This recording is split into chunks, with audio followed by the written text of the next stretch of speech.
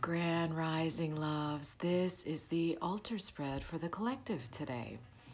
And it's actually a good one. And we have seen a couple of these before, but it's exciting. So the tetrahedron showing up upright, actually, it's the number 13 card, and today being Friday the 13th. 13 is not an evil or scary number. It's actually the number of divine feminine. But 13 was actually the number used by the Mayan as the basis for their calendar. It was not 12, like it was bastardized and altered. It was not 12 like it is now. And so 13 was the original. This is a tiny quartz tetrahedron. And so the tetrahedron is actually the simplest of all the platonic solids. It only has 4 sides. But remember, platonic solids have equal edges, equal sides, equal angles, and it can fit inside of a sphere, but it holds very specific cosmic wisdom. So the wisdom that the tetrahedron holds, and this one's all chipped up, by the way, but I have a better one that I'm going to show you. Where did I set it? Oh, here it is. Isn't that beautiful? In way better shape, but look, it's got all kinds of rainbows in it. This is definitely a portal. But here's the thing with the tetrahedron, the pyramid. I know psychically that the original pyramids were built to be powerhouses. They weren't like sacred temples. They were actually used to direct and harness power. And if you think about it, that's what these are also used for. The quartz, any pyramid shape crystal takes the energy, personality, frequency of that crystal and directs it very specifically through the point.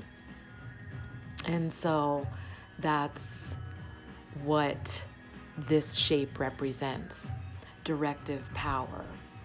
The upward pointing triangle represents masculine energy. It is air, it is fire, it is the sword. And so it is the directive power. But you cannot move into directive power unless you are completely balanced, aligned, and in your highest integrity. And so the tetrahedron says it's time to take action. Move forward in your highest integrity. And don't wait. Don't let this energy stagnate, because now is the time to move and to move forward. And so the rattle talks about, and I love the sound of the rattle, by the way, I use it a lot in my healing sessions. The rattle quiets the intellect. And the rattle talks about sacred tools, and that sacred tools misused become destructive. And if you think about it, everything is that way. Water can be destructive. Fire can be destructive. Wind can be destructive. And it's not duality that does that. So many people want to say, see, there has to be good with the bad. It's not. It just is. I don't even see the destructive nature of water as the opposite of its purifying nature. I actually see both as purifying. Just like using a hose, right? You can put it on the shower setting to water plants, but the jet setting to get bird shit off of your driveway. They both purify and nurture and do good things. And so it's just how much power do you need behind it? Now, sacred tools, if you're using it to control someone else, that is when it becomes a force that should not be used, and it's not divine. So that goes very much back to this, like, what is your intent? And so when you go to pick up a divine tool, know that that is its own being, that there's no such thing as an inanimate object. So when you're working with tools, you're actually calling upon the sacred energy of that tool to advance everyone and everything. What are you using that tool for? And so, like I said, I use the rattle to quiet the intellect and to bring people into the present moment, but also to unstick energy. So it's very purifying. If someone is laying down and I have them in journey or in breath work, and there's some energy stagnating, before I touch them, I always will go for using tools instead of me actually touching them, because I would rather not come that close to their sacred space. So I use the power of wind by harnessing my breath into that space, or I'll chant, or I'll use some of the instruments in my environment to help unstick that energy. And usually that works. Or I can have the client say something or bring their awareness into that space by directing them through guided meditation. And so all of those things, I am then using the tools as a sacred partnership. A sacred partnership. I am not also holding my tools captive to do evil deeds or to control someone. And that's the point. The rattle asks you to really be aware of how you're using sacred tools. And so then tourmaline comes in, and tourmaline shows up a lot. And this card literally jumped out of the deck. And it was interesting because I always pull my cards first, and then I put it back into the deck and I reshuffle for the collective. And it was interesting. I pulled my card, put it back, and then I'm shuffling. And literally on the second shuffle, tourmaline jumped out. And I was like, wow, I'm excited to see what that one was, because it showed up, down, it jumped out. And I was excited. Is this going to be a new one? Oh, we've seen this one so many times. And I don't mind, because we need the message, right? But I get excited when I can share new stuff.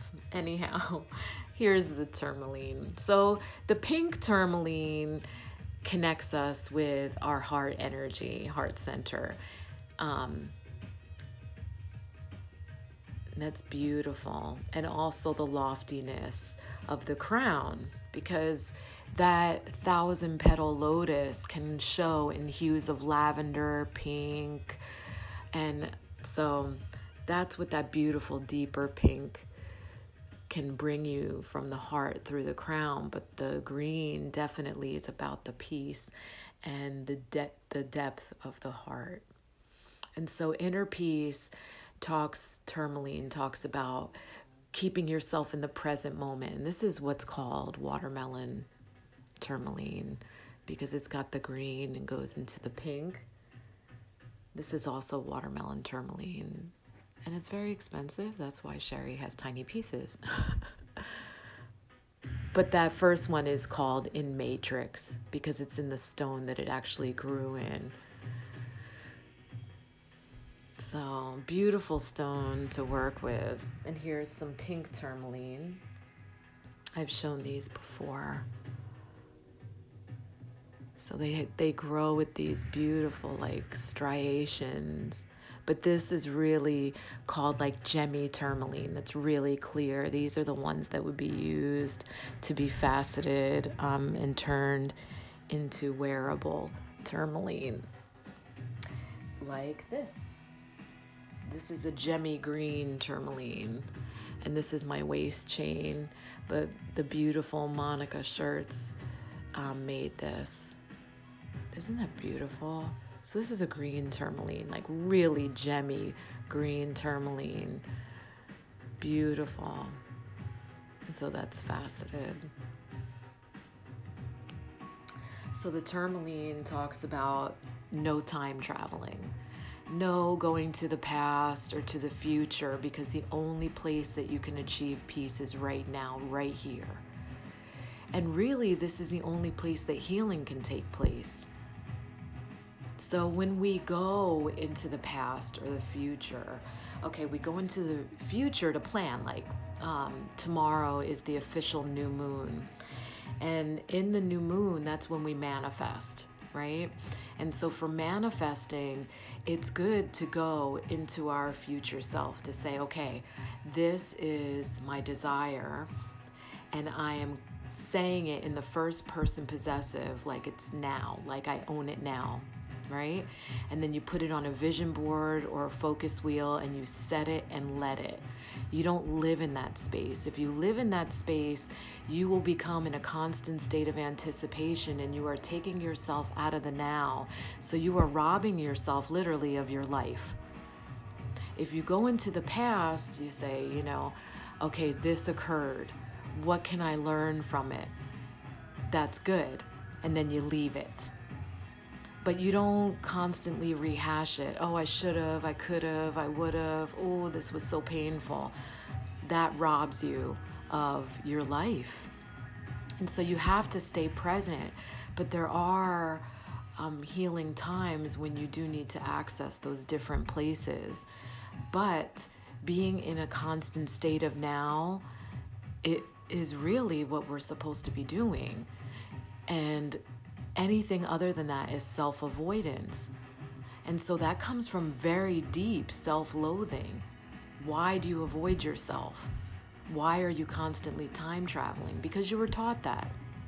Because you were taught that you ain't shit. And so self-avoidance is the way that you can avoid remaining not shit. And that's just toxic energy, and you're harming yourself. So staying present is how you heal that programming, because you don't need to constantly berate yourself for things that weren't done correctly, or constantly prepare for something to be worthy. You don't have to goal orient. You're worthy in the stillness and in the present. There's nothing that needs to be done. And so Amaru shows up a lot. We've seen that a lot. The beautiful place. This talks about your dreams of a peaceful and loving existence are not the follies of a child. It's a very real thing, but we have to all be on the same page with that. We have to all have that highest integrity and intent in creating that. Right? So what is your intent with using the tools, and can you stay present in that and then direct yourself into being a cohesive co-creator and in your highest integrity co-creator and a heart-centered co-creator to make this a reality? Can you do that? Can you do that? And that's the spread. Thank you. I love you.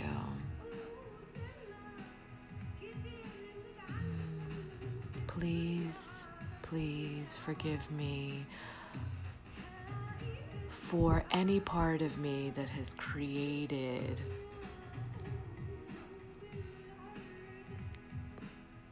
that unworthiness in the collective. I'm sorry. I'm sorry, and I take it all back to zero. I'm sorry. Please forgive me. Thank you.